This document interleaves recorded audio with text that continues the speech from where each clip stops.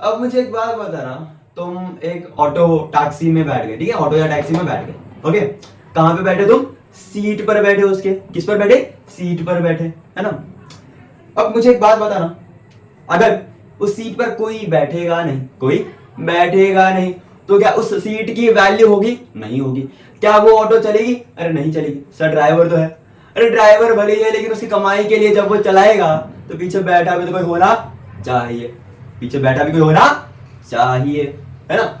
इसका मतलब जो उस सीट पर वो उस सीट की वैल्यू बनाता है ना। अगर सीट पे एक इंसान बैठा तो कुछ वैल्यू है, दो बैठे तो भाई और ज्यादा वैल्यू, और ज्यादा लोग को बिठा सकते हैं, 3 4 5 6 लोगों को अगर बिठा पाए तो भाई उस सीट की तो काफी ज्यादा वैल्यू है। भाई इतने सारे लोग को किसी तरह से एडजस्ट कर रहा है ना।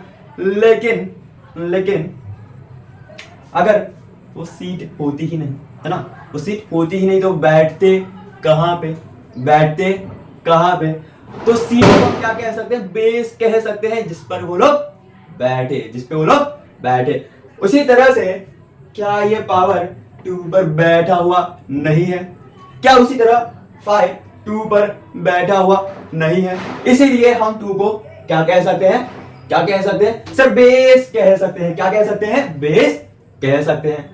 और इसको पावर दी किसने? इसको पावर दी 5 ने, इसलिए ये 2 की पावर 5 हो गई। क्या हो गई? 2 की पावर 5 हो गई। अरे बताओ, अरे बताओ, क्या 5 को 2 से रेज नहीं किया गया है?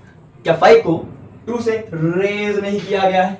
हाँ जी, किया गया है। इसीलिए हम इसे रीड करते हैं 2 रेज टू द पावर 5। क्या रीड करते हैं? 2 रेज टू द पावर 5, यानी 2 को खुद से 5 बार मल्टीप्लाई किया जा रहा है। 2 को खुद से 5 बार मल्टीप्लाई किया जा रहा है। लाइकवाइज हम रीड करेंगे इसे 7 रेज टू द पावर 6। आसान भाषा में इसे हम 7 की पावर 6 भी कह सकते हैं, ठीक है। तो ये हो गया तुम्हारा एक्सपोनेंट फॉर्म, जिसमें 6 तुम्हारा एक्सपोनेंट या इंडेक्स है या पावर है, और 7 उसका बेस है। इन दोनों को कलेक्टिवली हम कहेंगे एक्सपोनेंट फॉर्म, है ना। 5 तुम्हारा इंडेक्स है, 6 तुम्हारा इंडेक्स है, 2 और 7 तुम्हारे क्या है? बेस है।